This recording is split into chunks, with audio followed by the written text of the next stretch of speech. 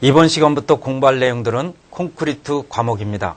콘크리트 과목에 대해서는 그동안에 출제된 경향으로 볼 때 약 60% 이상으로서 매우 많은 비중을 차지하고 있습니다. 그래서 매우 중요한 과목이므로 여러분들 신경 써서 공부하시고, 특히 이번 시간에 강의할 내용들은 그 콘크리트에 대한 그 서론 부분으로 함축될 수가 있습니다. 거기에 대한 것은 바로 뭐냐? 자, 어떤 우리가 이 콘크리트의 개념, 여기에 콘크리트의 개념 속에서 또 들어갈 수 있는 것이 뭐가 있냐면은 또 재료가 있겠죠. 자, 재료에는 세멘트, 그 다음에 골재, 혼화재료, 그리고 여기에 물이 들어가겠죠. 자, 배합수. 자, 재료라는 그런 내용에 대해서 같이 공부를 하고, 그 다음에 콘크리트 특성에 대해서 이번 시간에 그 서론 개념으로 해서 공부를 해보겠습니다. 구체적인 사항들은 문제 1번서부터 문제 6번이게 되겠죠. 자, 문제 6번에 대한 내용들은 교재에 있는 내용들을 그대로 참고를 하시고, 그 부분들에 대해서는 여러분들이 이해를 하시기 바랍니다. 그렇다면 이번 시간에 공부할 내용들은 뭐냐? 자, 콘크리트가 무엇이고 이 콘크리트를 또 어떻게 공부를 해야 되느냐? 그 맥을 한번 잡아보겠습니다. 우리가 처음에 공부를 할 때 토공에서 흙의 삼상이라는 거 기억나시죠? 자, 흙의 삼상. 자, 뭐가 들어갔습니까? 공기. 그 다음에 물. 흙입자. 자, 이것이 바로 토개죠. 흙덩어리. 흙덩어리라고 표현하죠. 마찬가지로 이 콘크리트에도 이렇게 네 가지로 구성이 될 수가 있습니다. 자, 콘크리트라는 것은 한마디로 물과 골재와 그리고 세멘트가 함께 어우러져서 만들어진 복합 재료죠. 즉, 콘크리트에서는 뭐가 들어갔냐? 자, 여기에 공기가 있죠. 다른 말로 공극. 자, 그 다음에 물, 세멘트,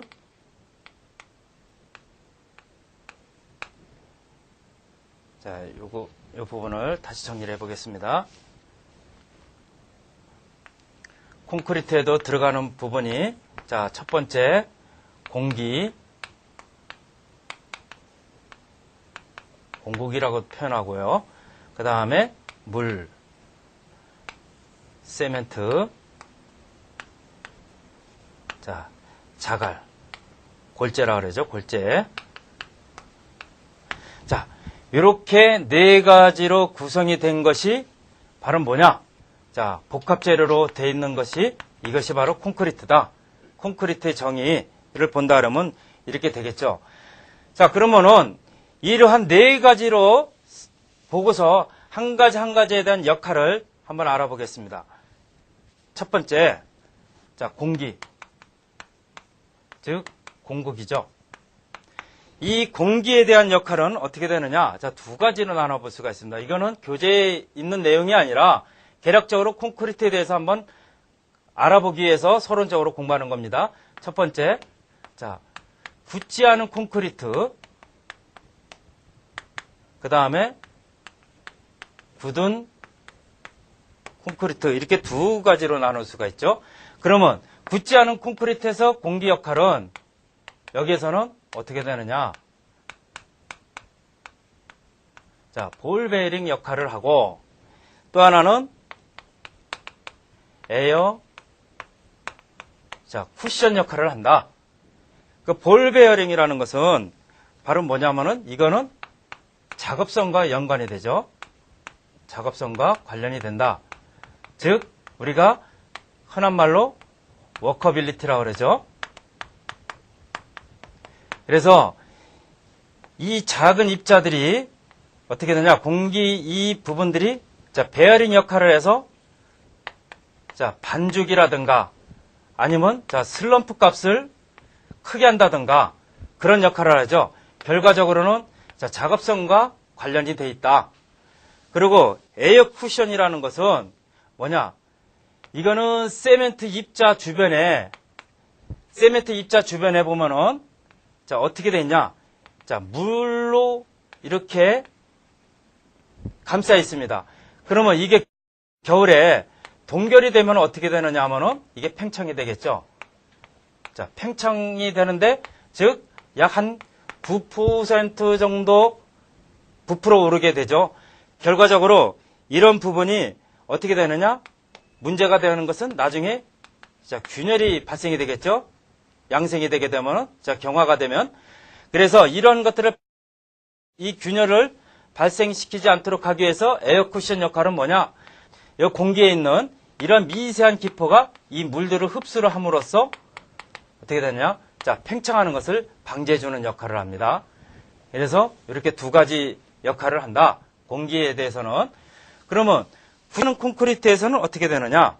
자, 여기도 보면은 밀실한 콘크리트에 대해서는 한마디로 공극이 여기는 없죠. 공극이 없다.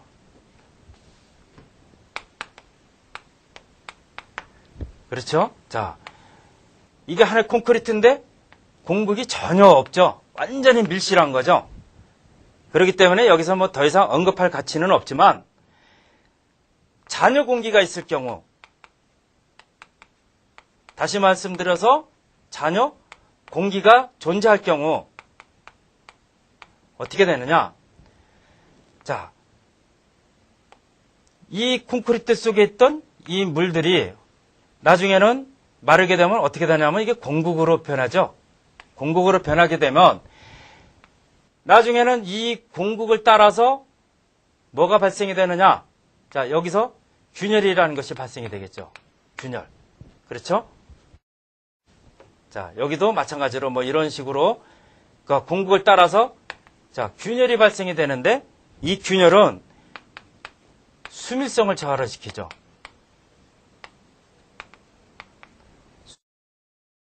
수밀성을 저하시키게 되면 결과적으로 이 틈바구니에서 이 틈을 통해서 물이 들어감으로 해가지고 자, 철근이 부식이 되죠. 부식이 되면 자, 철근이 부식되면서 팽창이 돼가지고 종국에는 콘크리트가 완전 균열이 생겨서 내구성이 저하가 된다. 무슨 이제 이해가 가시겠죠? 자, 콘크리트 안에는 자, 이렇게 공기가 존재하고 있는데 공기에 대한 존재는 이렇게 진행이 된다. 굳지 않은 콘크리트, 굳은 콘크리트에서는 이렇게 진행이 된다. 그리고 자, 두 번째, 물에 대해서는 어떻게 되느냐? 자, 물 이거를 우린 다른 말로 자, 배합수라고도 하고 또 하나는 또 다른 말로 수화수라고 그러죠. 자, 수화 작용에 의해서 발생되는 그런 물이라고 그래가지고 보통 이것은 수화 작용에 의한 그 수화수는 보통 25에서 26% 정도 물이 필요로 하고 있다. 자, 그러한 내용으로 이렇게 진행이 되고 있습니다. 그리고 물과 여기에 자, 세멘트가 있죠. 자, 세멘트. 이전에 여기 보게 되면은 아까 구성을 한번 말씀을 안 드렸죠? 자, 공기하고 물하고 자, 세멘트하고 골재라 그랬죠? 그러면 일반적으로 공기는 전체적으로 볼 때 자, 한 5% 정도, 물은 15% 정도, 그 다음에 세멘트는 약 10% 정도 자, 이렇게 차지를 하고 있습니다. 그리고 나머지 골재는 70% 정도 이렇게 차지하고 있죠. 자, 이렇게 됐을 때, 자, 이 내용은 여러분들 이해하시리라 생각하라고. 자, 물과 세멘트가 이렇게 역할이 되어 있을 때, 자, 물과 세멘트가 이게 합쳐지게 되면은 뭐가 되느냐? 자, 패스트가 되죠. 패스트. 즉, 풀이 되는 겁니다. 이럴 때, 자, 물과 세멘트에 있어서 자, 세멘트 양이 많을 경우, 물보다 세멘트 양이 많을 경우에는 어떻게 되느냐? 자, 강도가 크고, 자, 슬럼프 값은 자, 작아진다. 자, 이 강도에 대해서는 어떻게 되느냐? 자, 부착 강도가 되겠죠. 자, 부착력이 좋아지겠죠. 왜냐? 이 풀의 역할은 결국 부착을 해주는 그런 역할이죠. 이렇게 볼 때 결과적으로 어떻게 되느냐? 자, 물 시멘트 비가 작을수록에 물 시멘트 비가 작다는 것은 바로 뭐예요? 자, 세멘트가 좀 많고 물이 작을 때를 얘기를 하는 거죠. 물 시멘트 비가 작을수록에 결과적으로는 강도는 크다. 자, 이런 개념으로 이해할 수가 있겠죠? 그렇죠? 자, 그렇다 그러면은, 자, 여기서 또한 우리가 또 작용할 수 있는 부분이 하나가 있죠. 물과 세멘트가 만나게 되면은, 뭐가 되느냐? 자, 수화작용이라는 것이 되죠. 수화작용. 자, 수화작용이 되는데, 이거를 공식으로다 한번 표현을 해보겠습니다. 공식으로 표현하게 되면은, 거기에 따라서 어떻게 되느냐? 자, 수화 반응이라는 것이 있고, 그 수화 반응 뒤에 또 이산화탄소가 이런 것들이 또 접하게 되면은 중성화라는 것이 또 작용이 되겠죠. 자, 여기에 보면은 CaO가 물과 이렇게 만나게 되면은 뭐가 반응이 되느냐? CaOH2라는 것이 이렇게 작용이 되죠. 자, 이렇게 된다 그러면 바로 이것은 뭐냐? 수화 반응. 수화 반응이 되고, 그 다음에 이때 이 CaO는 이거는 한마디로 자, 세멘트입니다. 세멘트. 자, 세멘트의 주 재료가 되겠죠. 주 성분. 그래서 뭐라고 했느냐? 수산화 칼슘이라고 읽죠. 다른 말로도 또 석고라고도 표현을 하고. 그러면 이 세멘트가 물과 만나게 되면은 자, 이게 수산화칼슘이 아니고 산화칼슘입니다. 자, 산화칼슘에 자, 석고. 이렇게 되면 여기에서 수산화칼슘이라고 표현되겠죠. 그러면 이 CaO는 이거는 알카리가 높습니다. 이거는 알카리성이 높고, 자, 수산화칼슘의 경우는 이거보다, 자, 이 알카리보다 더 높죠. 고알카리성이다. 그리고 자, 여기서 또 다르게 또 표현하죠. 자, 수산화칼슘에서 CO2, 자, 이산화탄소죠. 이산화탄소. 이산화탄소를 만나게 되면은 뭐가 되느냐? CaCO3가 작용이 되겠죠. 그래서 이 부분을 뭐라고 표현하냐면은 중성화 반응이라고 하는데, 중성화.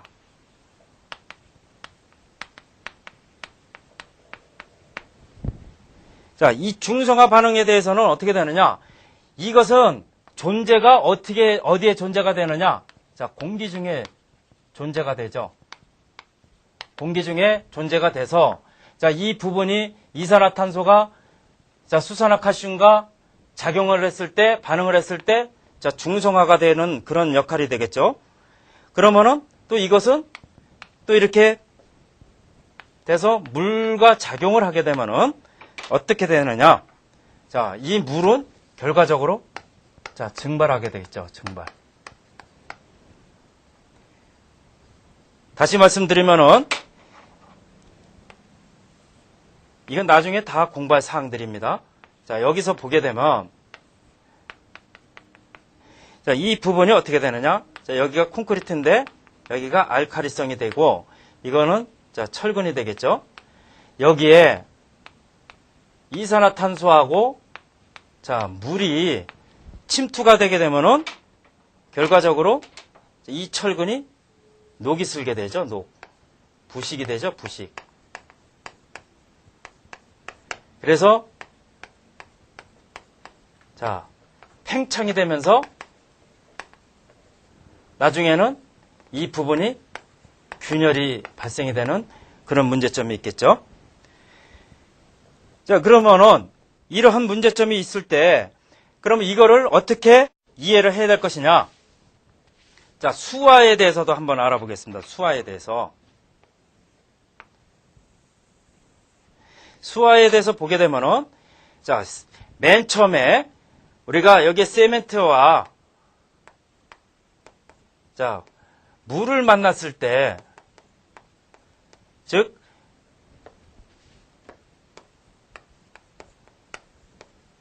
자, 물과 만났을 때 여기가 어떻게 되느냐? 자, 위응결이라고 자, 이렇게 상향으로 조정이 되면서 어떻게 되느냐? 자, 이렇게 해서 풀어지게 되죠. 풀어지면서 수화 반응이 일어나고 그 다음에 점차적으로 해가지고 어느 시점에 가가지고는 수화 작용이 끝납니다. 그럼 여기는 수화 작용이 끝이죠. 끝. 엔드다. 그러면은 보통 일반적으로 자, 세멘트하고 물하고 즉 콘크리트가 배합되는 시점 보통 여기의 시간은 약 2.5시간이 되겠죠. 자, 2.5시간이 되는데 보통 콘크리트가 배합이 돼가지고 운반할 때 어느 정도 운반을 하게 되죠. 그러면 요 시간이 약 한 90분 정도 소요가 되겠죠. 여기를 바로 운반이라고 이렇게 표현하게 됐습니다. 그리고 바로 여기서부터 어떻게 되느냐? 수화 반응이 시작이 된다.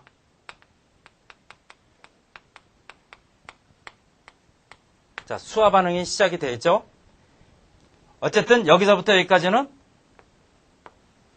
플래시한 콘크리트가 되겠죠. 플래시한 콘크리트. 그래서 운반하고 타설까지 완료가 되는 게 보통 자 90분 이내에 완료가 돼서 그 다음에 타설이 다 끝나고 난 다음부터는 자 수화 작용이 돼가지고 점차적으로 어느 방향으로 가느냐? 자 응결 방향으로 가겠죠. 그렇다 보면 자 상향으로 가게 되고 여기 하향으로 자 하향으로 가게 됩니다. 자 하향으로 가게 되는데 이때 여기서부터 수화 작용이 끝나는 시간은 온도에 따라서 그 시간은 달라집니다. 자, 일반적으로 5도씨일 경우에는 언제 끝나냐? 약 한 10시간 정도. 그리고 온도가 20에서 30도이실 경우에는 자, 3시간에서 한 6시간 정도 이렇게 걸리게 됐고 기타 150도씨 이상일 경우에는 자, 1시간 정도 소요가 되겠죠. 그렇다고 보면은 자, 어느 시점에 콘크리트를 자, 시공을 했습니다. 시공을 하고 예를 들어서 온도가 20에서 30도로 했을 때 시간이 한 2시간 정도 지났습니다. 2시간 정도 지났을 때 이미 여기는 어떻게 되느냐? 수화 작용이 거의 끝나가는 시점이죠. 수화 작용이 거의 끝나가는 시점인데 바로 여기에 다시 새로운 콘크리트가 타설이 됐을 경우에 바로 이 시점이 어떻게 되느냐? 여기가 콜드 조인트가 됩니다. 자, 콜드 조인트 이해하시겠습니까?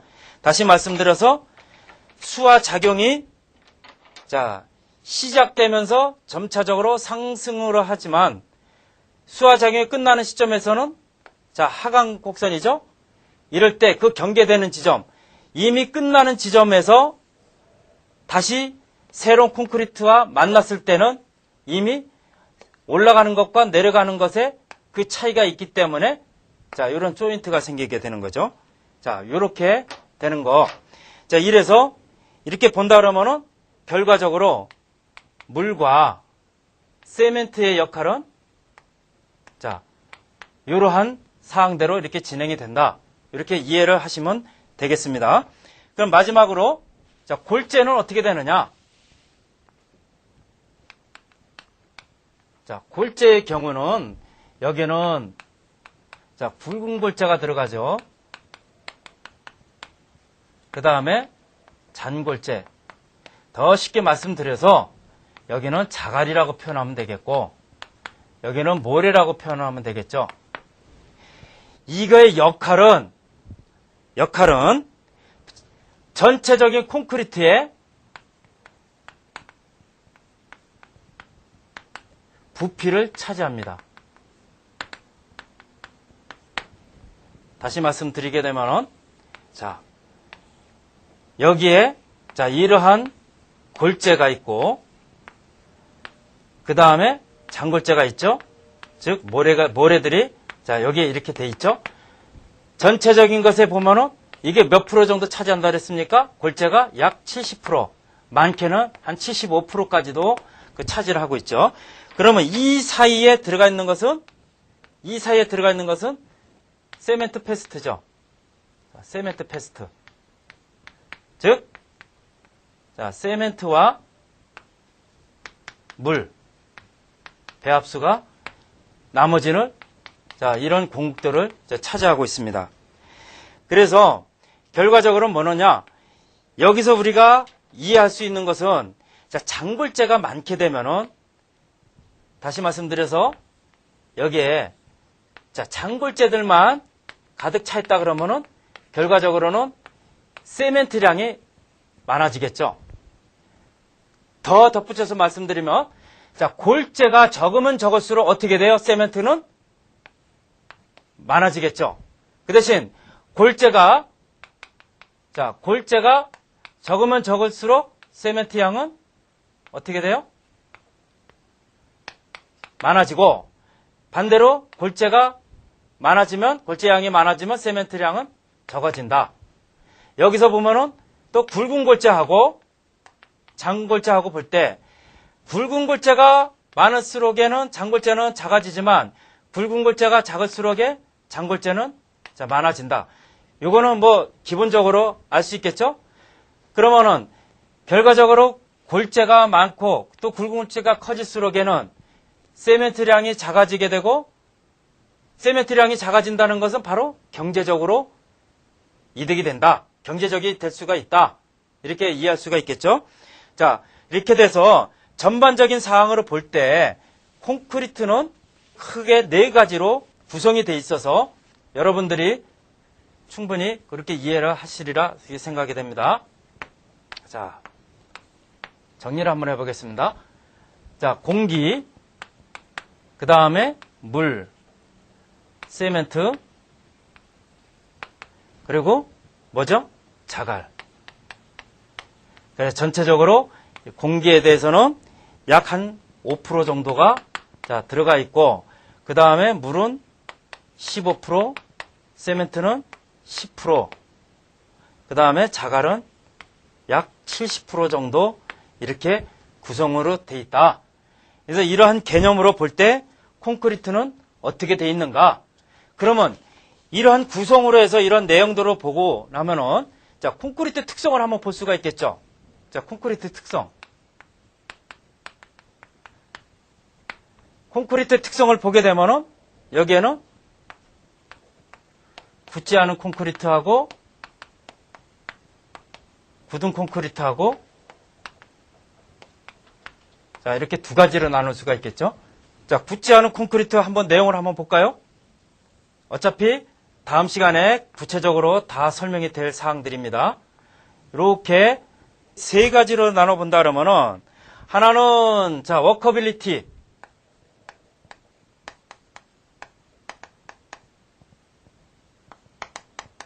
자, 작업성과 관련이 되어 있는 거고 하나는 성형성, 플라스틱. 그 다음에 마감성.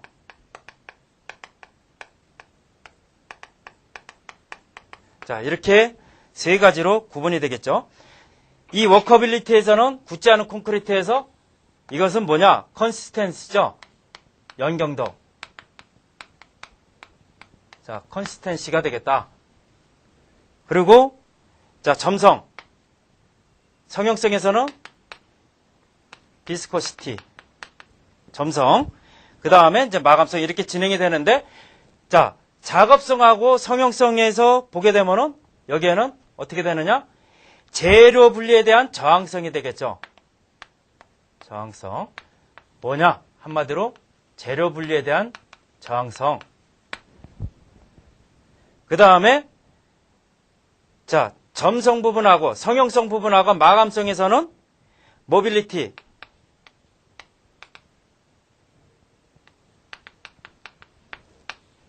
그 다음에 자, 작업성하고 마감성 그 사이에는 충진성이 되고 전체적인 걸로 봐가지고는 자, 균일성.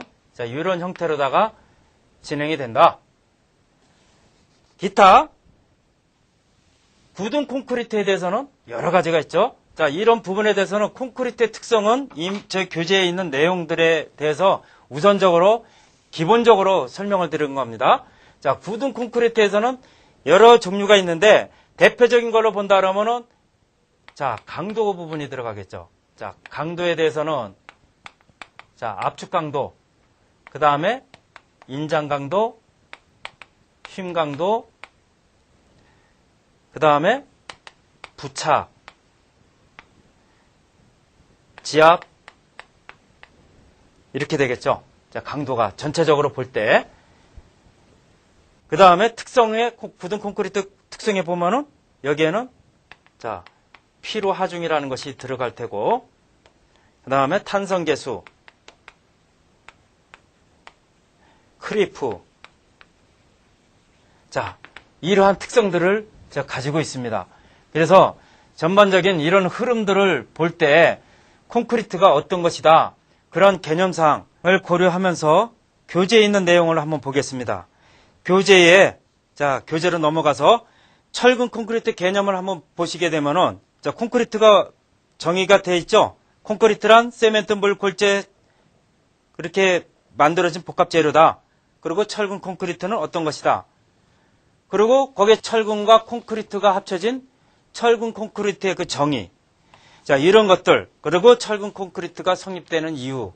이런 부분들은 단답형으로도 충분히 나올 수가 있습니다. 그리고 이미 과거에도 출제됐던 사항들이니까 여러분들 이 교재에 있는 내용을 보시고 충분히 아까 설명했던 그 내용도 참고를 하시면서 전반적인 흐름이 어떻게 진행이 된 것인가 그렇게 이해를 하시면서 공부하시기 바랍니다. 이번 시간에는 콘크리트의 주 재료가 되는 세멘트, 골재, 혼화 재료에 대해서 같이 함께 공부해 보도록 하겠습니다.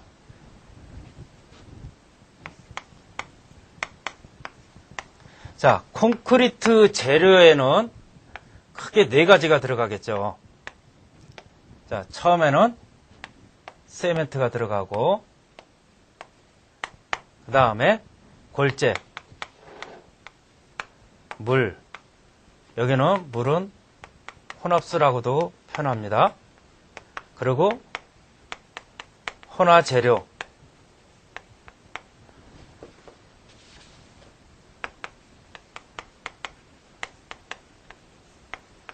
자, 이렇게 네 가지가 복합적으로 이루어진 그것을 한마디로 이거를 콘크리트라고 정의를 한다 그랬죠. 그러면은 여기에 들어가는 재료가 어떻게 되느냐? 자, 세멘트에는 기경성과 자, 수경성으로 이렇게 나누고, 골재에 대해서는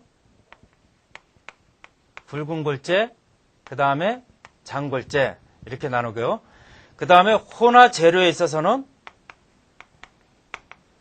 혼화재와 혼화재, 자, 이렇게 구분이 된다. 구체적인 그 각각 그 세멘트라든가 골재라든가 혼화 재료, 여기에 대한 그 특성들, 이 종류에 대해서는 교재에 있는 내용들 그대로 여러분들 숙지하시고 보시면 되겠고, 개략적으로 이 시간에 공부할 내용들은 자, 이러한 것들이 어떤 거다. 그리고 키포인트가 어떤 거냐. 시험에 답을 썼을 때 어떤 부분을 써야 될 것이냐. 중요한 부분만 제가 말씀을 드리겠습니다. 자, 기경성이라는 것은 공기 중에 경화하는 걸 말하고요. 수경성이라는 것은 물속에서 경화하는 것을 말합니다. 그러면은 이 기경성과 수경성에 대해서는 또 크게 분류가 되면은 자, 교재에 그 루트가 돼 있죠? 분류. 뭐예요? 소석해. 그리고 석고. 마그네시아 시멘트.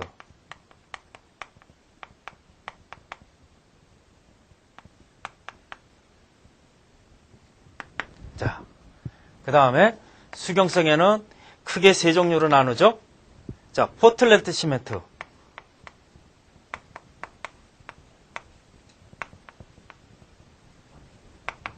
그리고 혼합 시멘트.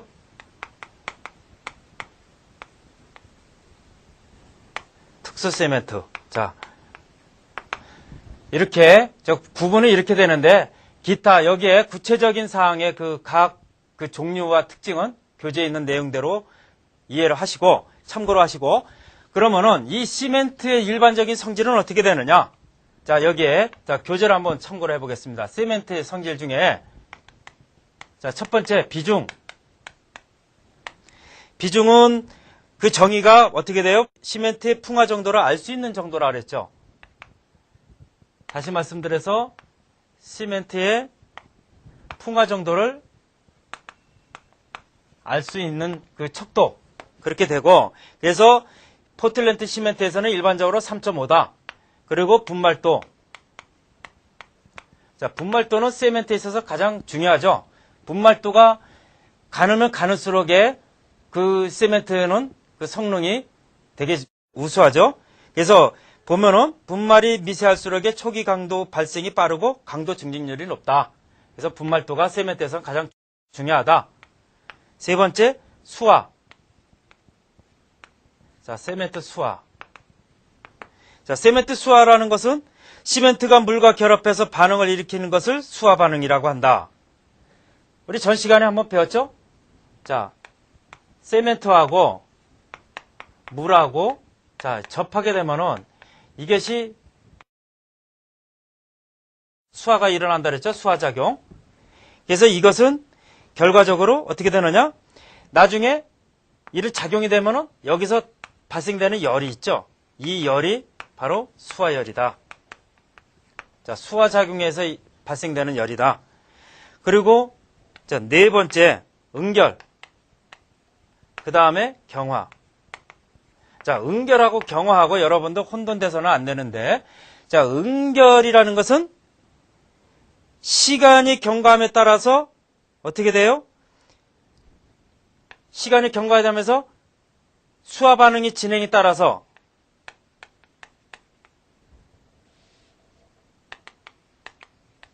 자, 수화 반응에 따라서 응고되어야 되는 과정이죠. 응고가 되어가는 그런 과정. 이것을 바로 응결이다. 그러면 경화는 뭐냐? 이 응결 이후에 나타나가지고 조직이 치밀해지는 그런 과정을 경화라고 한다. 그래서 이 응결과 경화에 대한 그 정의를, 그 의미를 여러분도 혼돈해서는 안 되겠습니다.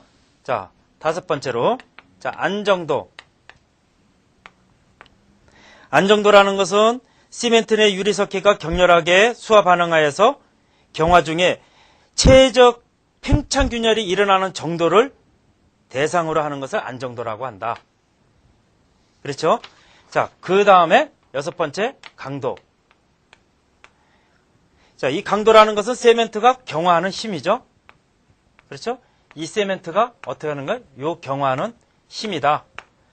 이것이 강도다. 그리고 풍화라는 것은 대기 중에 수분이나 탄산가스를 흡수해서 수화 반응과 탄산 반응을 일으켜가지고 경화되는 거죠. 풍화. 그래서 이런 풍화된 시멘트는 사용하지 않는다. 이거는 자연적으로 공기가 시멘트하고 접해져가지고 이거는 자연적으로 그냥 굳어져 버리죠. 그래서 결과적으로는 이 시멘트는 사용해서는 안 된다. 그래서 가장 중요한 부분이죠. 자, 그렇다면은 이 시멘트가 어떻게 되느냐? 여러분들 콘크리트 시공하다 보면은 자, 재료에 대해서 언급을 할 때 자, 세멘트 부분이 있습니다. 세멘트 부분에 대해서는 어떻게 되느냐. 자, 이러한 내용들을 언급을 해주겠죠. 자, 비중이 어느 정도 이상, 분말도가 어떻고, 그 다음에 응결 경화가 어떻고, 안정도가 어떻고, 풍화되지 않는 건 써야 되겠다. 그런 내용들을 자, 세멘트 항목에 넣어주면 되겠죠. 다음에 두 번째로 골재를 한번 보겠습니다. 자, 골재는 전 시간에 우리가 공부한 내용대로 다시 복습한다 그러면은 골재는 어떤 역할을 한다 그랬어요? 부피를 차지한다 그랬죠? 부피. 자, 골재는 부피를 차지한다 그랬죠? 부피를 차지하고 나머지는 세멘트 페스트가 차지한다 그랬죠? 기억나십니까? 자, 그렇다면은 이 골재에 대해서는 어떻게 되느냐? 자, 요구되는 성질은 견고하고 내구적이고 표면이 깨끗하고 유해 물질이 부착되지 않고, 자, 요러한 내용들 있죠? 그 요구되는 성질. 자, 이것도 앞으로 뒤에 가서 공부할 내용인데, 시공 부분에 대해서 보면은 재료 선정 부분이 있습니다. 재료 선정 부분이 바로 이 요구되는 성질이 짜집기가 되는 사항이니까 여러분들 눈여겨보시기 바랍니다. 그리고 또 골재를 보게 되면은, 자, 분류를 해보겠죠? 분류를 하게 되면은 크기에 따라서 어디 한번 해볼까요? 이거 분류를 한번 해볼까요? 자, 분류를 하게 되면은 첫째, 크기에 따라 가지고, 그 다음에 또 생산, 그 다음에 비중. 자, 이렇게 크게 세 가지로 나눌 수가 있겠죠? 여기는 장골재, 굵은 골재죠? 자, 굵은 골재, 그 다음에 잔골재. 자, 이거는 한마디로 자갈. 이거는, 자, 모래. 이렇게 되겠죠? 자, 거기에 대한 구체적인 내용. 그 다음에 생산에 있어서는 천연골재가 있고, 자, 인공골재가 있다. 자, 이런 부분. 그 다음에 비중에 있어서 경량골재. 그 다음에 보통골재. 그 다음에, 자, 중량골재. 우리가 일반적으로 쓰는 거는, 자, 보통골재를 많이 쓰게 되죠.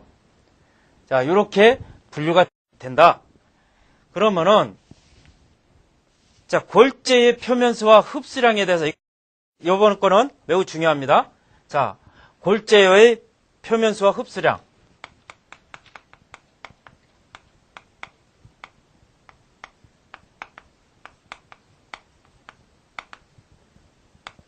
자, 흡수량을 다른 말로 함수량이라고도 표현합니다. 내용 자체는, 자, 교재에 있는 내용하고 거의 똑같습니다. 자, 그 내용을 한번 보겠습니다. 자, 절대 건조 상태라 그래가지고 골재가 일체 골재에 물이 없죠. 자, 절대 건조 상태. 자, 기건 상태라는 건, 자, 표면에는 건조 상태지만, 자, 내부에는 어느 정도 물이 차 있습니다. 그리고 표건 상태, 즉 표면 건조 포화 상태. 자, 표면에는 물기가 아무것도 없죠. 그렇지만 내부에는, 자, 이 물로 꽉 찼고, 그 다음에, 자, 마지막으로 수분 상태. 이거는 골재에 밖이나 안이나 모든 것이, 자, 물로 가득 찼습니다. 이거 완전히 포화 상태죠. 한마디로. 자, 이렇게 구분을 짓게 된다 그러면은, 자, 여기에는 이건 절건 상태고, 여기는 기건, 표건, 수분 상태. 다른 말로 써서, 자, 포화 상태라고도 표현하겠고요. 자, 그렇다면, 자, 절건 상태와 기건 상태 사이는, 이거는 기건 함수량이다. 자, 이 그림 꼭 외워두시기 바랍니다. 그 다음에 기건 상태와 표건 상태의 요거는, 자, 유효 함수량이다.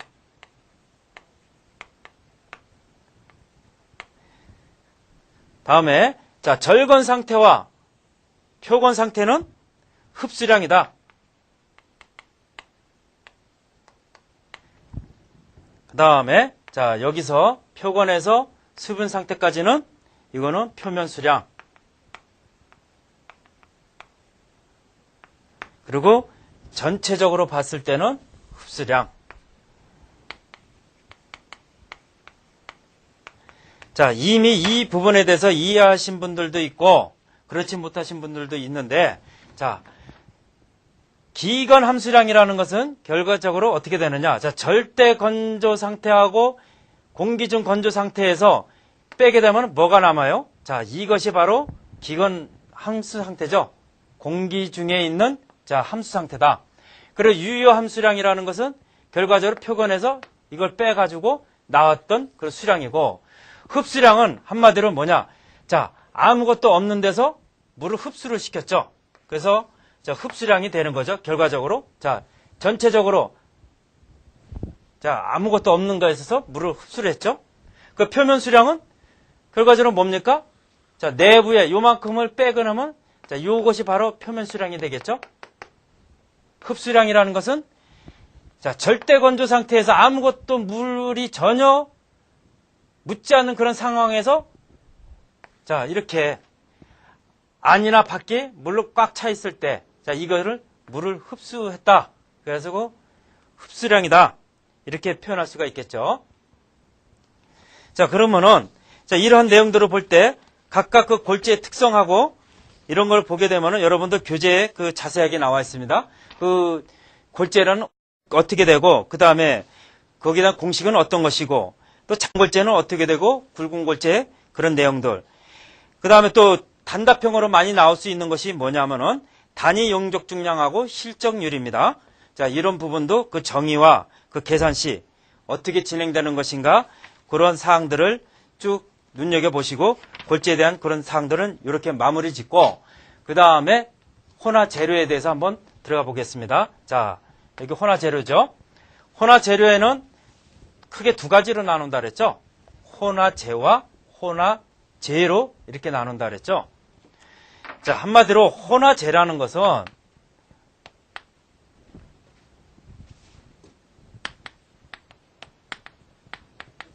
혼화재라고 하는 것은 이거는 자, 세멘트 성질을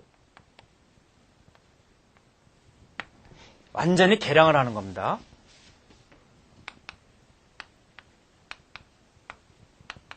자, 혼화재라고 하는 것은 뭐냐? 자, 약품으로서의 성질을 유지하죠, 그대로.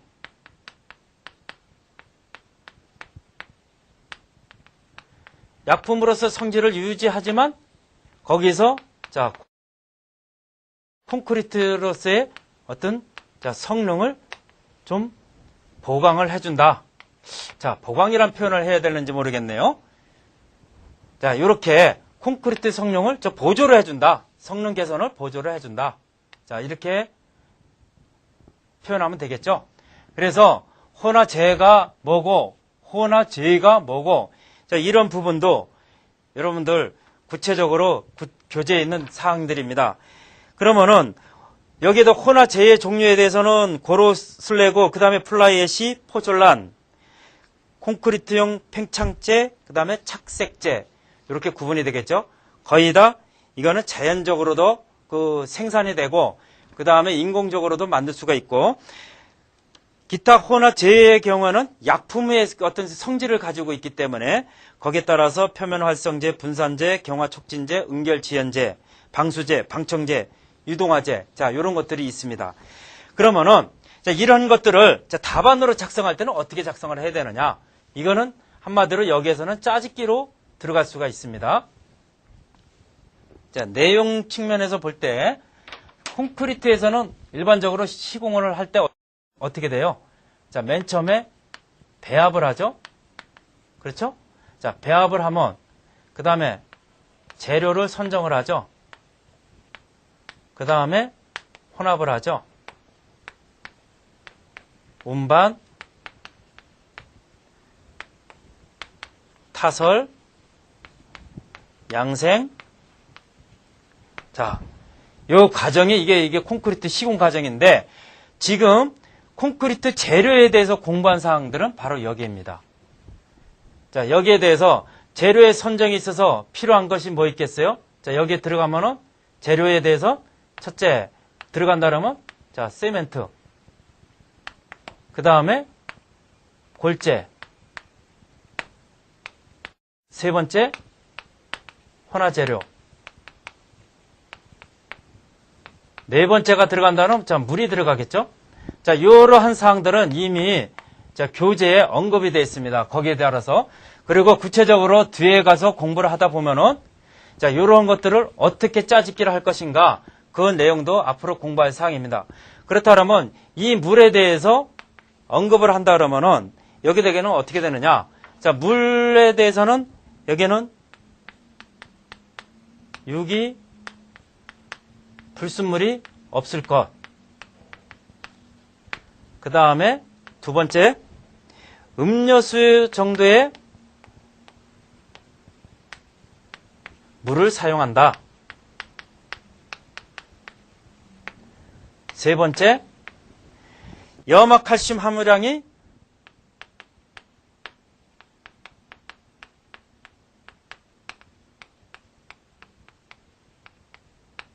1% 미만일 것.